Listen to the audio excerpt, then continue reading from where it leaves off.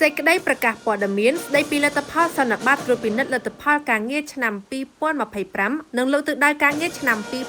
2026របស់ក្រសួងមហាផ្ទៃក្រសួងមហាផ្ទៃនៃរាជរដ្ឋាភិបាលកម្ពុជាបានរៀបចំសន្និបាតត្រួតពិនិត្យលទ្ធផលការងារឆ្នាំ2025និងលើកទិសដៅការងារឆ្នាំ2026រយៈពេល2ថ្ងៃប្រកបដោយជោគជ័យពិធីបើកសន្និបាតបានប្រព្រឹត្តទៅនាព្រឹកថ្ងៃពុធទី4ខែកុម្ភៈក្រមអធិបតីភាពឯកឧត្តមអភិសន្តិបណ្ឌិតសសុខាឧបនាយករដ្ឋមន្ត្រីក្រសួងមហាផ្ទៃនិងពិធីបិទប្រព្រឹត្តទៅក្រមអធិបតីភាពដ៏ខ្ពង់ខ្ពស់សម្ដេចមហាបវរធិបតីហ៊ុនម៉ាណែតនាយករដ្ឋមន្ត្រីនៃព្រះរាជាណាចក្រកម្ពុជានៅទីស្តីការក្រសួងមហាផ្ទៃនារសៀលថ្ងៃប្រហ័សទី5ខែកុម្ភៈឆ្នាំ2026សន្និបាតនេះមានការចូលរួមពីឯកឧត្តមលោកជំទាវ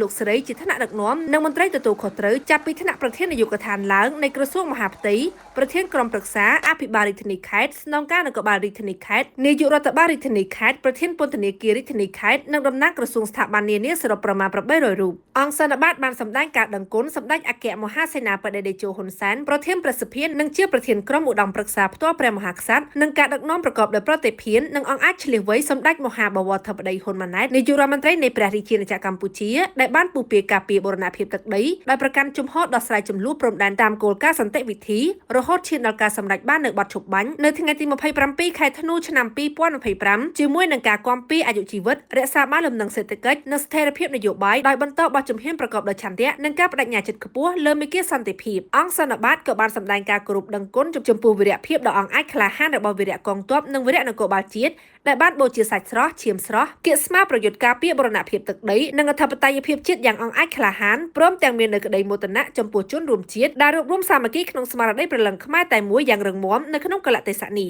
សន្និបាតបានប្រព្រឹត្តទៅយ៉ាងសកម្មដោយមានការស្ដាប់របាយការណ៍សង្ខេបស្តីពីលទ្ធផលការងារឆ្នាំ2025និងលើកទិសដៅការងារឆ្នាំ2026របស់ក្រសួងមហាផ្ទៃរបាយការណ៍បូកសរុបចលនាប្រឡងប្រណាំងនៃការអនុវត្តគោលនយោបាយភូមិឃុំសង្កាត់មានសុវត្ថិភាពនិងការធ្វើបទអន្តរាគមន៍និងបទបង្ហាញចែករំលែកបទពិសោធន៍ចំនួន11ប្រធានបទពាក់ព័ន្ធការប្រយុទ្ធប្រឆាំងនិងបង្ក្រាបអំពើឆបោកតាមប្រព័ន្ធបច្ចេកវិទ្យាគ្រឿងញៀនក្មេងទំនើងសេវាច្រកចេញចូលតែមួយសេវាអត្តសញ្ញាណប័ណ្ណជូនប្រជាពលរដ្ឋការគ្រប់គ្រងជនបរទេសការអភិវឌ្ឍសេដ្ឋកិច្ចមូលដ្ឋានការចុះបញ្ជីគម្រោងវិនិយោគទុនសមមូល$5លានចុះទូនាទីស្ត្រីក្នុងមុខតំណែងរដ្ឋបាលថ្នាក់ក្រោមជាតិការអនុវត្តគោលនយោបាយភូមិឃុំសង្កាត់មានសុវត្ថិភាពការរៀបចំផែនការប្រើប្រាស់ដីនៅថ្នាក់ក្រោមជាតិការរៀបចំសណ្ដាប់ធ្នាប់សាធារណៈនិងការអនុវត្តអភិក្រមថ្មីដើម្បីលើកកម្ពស់សេវាសង្គមនៅរដ្ឋបាលថ្នាក់ក្រោមជាតិឯកឧត្តមអភិសន្តិបណ្ឌិតសសុខាឧបនាយករដ្ឋមន្ត្រីបានគោរពរាយការណ៍ជូនសម្ដេចមហាបវរធិបតីហ៊ុនម៉ាណែតនាយករដ្ឋមន្ត្រីថាអង្គសន្និបាតបានវិតម្លៃប្រកបដោយមោទនភាពចំពោះគ្រប់សមិទ្ធផលនិងស្នាដៃដែលអាជ្ញាធរគ្រប់លំដាប់ថ្នាក់នៃរដ្ឋបាលថ្នាក់ក្រោមជាតិកងកម្លាំងនគរបាលជាតិថ្នាក់ដឹកនាំនិងមន្ត្រីរាជការគ្រប់លំដាប់ថ្នាក់នៃក្រសួងមហាផ្ទៃសម្រាប់បានក្នុងឆ្នាំ2025រួមមាន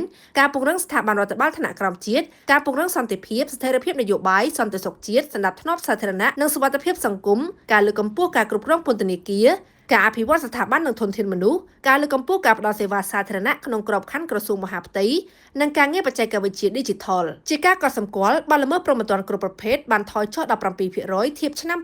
2024ការបង្ក្រាបក៏ទទួលបានលទ្ធផល96%ពិសេសបទល្មើសគ្រឿងញៀនខុសច្បាប់អំពើជួញដូរមនុស្សជួញដូរពលកម្មអាជីវកម្មផ្លូវភេទអំពើឆបោកតាមប្រព័ន្ធបច្ចេកវិទ្យាល្បែងស៊ីសងខុសច្បាប់គ្រប់ប្រភេទនិងក្រុមក្មេងទំនើងគណៈក្រសួងក៏កំពុងស្រាវជ្រាវស៊ើបអង្កេតនិងបង្ក្រាបបទល្មើសឆបោកតាមប្រព័ន្ធបច្ចេកវិទ្យាដោយចាប់ខ្លួនមេខ្លោងនិងបញ្ជូនជនបរទេសប្រព្រឹត្តបទល្មើសទៅប្រទេសកំណើតវិញដោយមានកិច្ចសហការជាមួយសមត្ថកិច្ចនៃប្រទេសពាក់ព័ន្ធយ៉ាងសកម្មនិងប្រកបដោយការទទួលខុសត្រូវខ្ពស់សម្ដេចមហាបវរធិបតីហ៊ុនម៉ាណែតនាយករដ្ឋមន្ត្រីនៃព្រះរាជាណាចក្រកម្ពុជាបានថ្លែងកោតសរសើរនិងវាយតម្លៃខ្ពស់ចំពោះថ្នាក់ដឹកនាំមន្ត្រីរាជការស៊ីវិលមន្ត្រីនគរបាលជាតិនិងមន្ត្រីពន្ធនាគារនៃក្រសួងមហាផ្ទៃព្រមទាំងថ្នាក់ដឹកនាំនិងមន្ត្រីរដ្ឋបាលរាជធានីខេត្តក្រុងស្រុកខណ្ឌនិងឃុំសង្កាត់ទូទាំងប្រទេសបើទោះបីជាក្នុងឆ្នាំ2025កន្លងទៅកម្ពុជាបានប្រឈមឧបសគ្គស្មុគស្មាញជាឥទ្ធិពលមកពីកត្តាខាងក្រៅប៉ុន្តែបានអនុវត្តទូនីតិភារកិច្ចប្រកបដោយទំនួលខុសត្រូវរួមចំណែកសម្រាប់កម្មវិធីនយោបាយរាជរដ្ឋាភិបាលដោយមានការចូលរួមយ៉ាងសកម្មពីប្រជាពលរដ្ឋសម្ដេចមហាបវរធិបតីក៏បានសង្កត់ធ្ងន់ពីភាពចាំបាច់នៃការបង្ក្រាបឲ្យបានម៉ឺងម៉ាត់រាល់បទល្មើសប្រឈមក្នុងសង្គមរួមមានបទល្មើសឆបោកតាមប្រព័ន្ធបច្ចេកវិទ្យាបទល្មើសចរាចរណ៍គ្រឿងញៀនក្មេងទំនើងនិងអំពើជួញដូរមនុស្សជាដើមដោយសម្ដេចធិបតីបានគូបញ្ជាក់ទៀតថាយើងត្រូវតែរួមគ្នាបដិញ្ញាចិត្តសម្អាតផ្ទះយើងដោយបណ្ដេញរាល់អំពើអាក្រក់ចេញពី ប្រទេសឲ្យអស់ដើម្បីនាំមកវិញនូវអ្វីដែលល្អៗសម្រាប់ជាតិនិងប្រជាជនយើងក្នុងន័យនេះ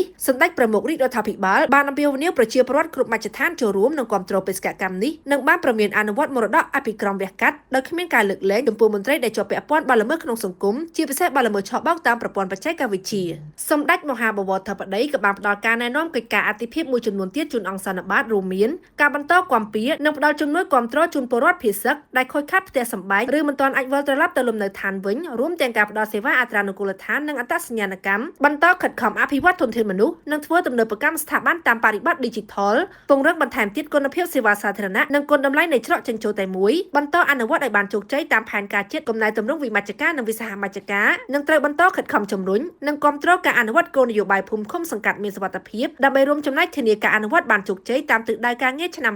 2026របស់ក្រសួងមហាផ្ទៃ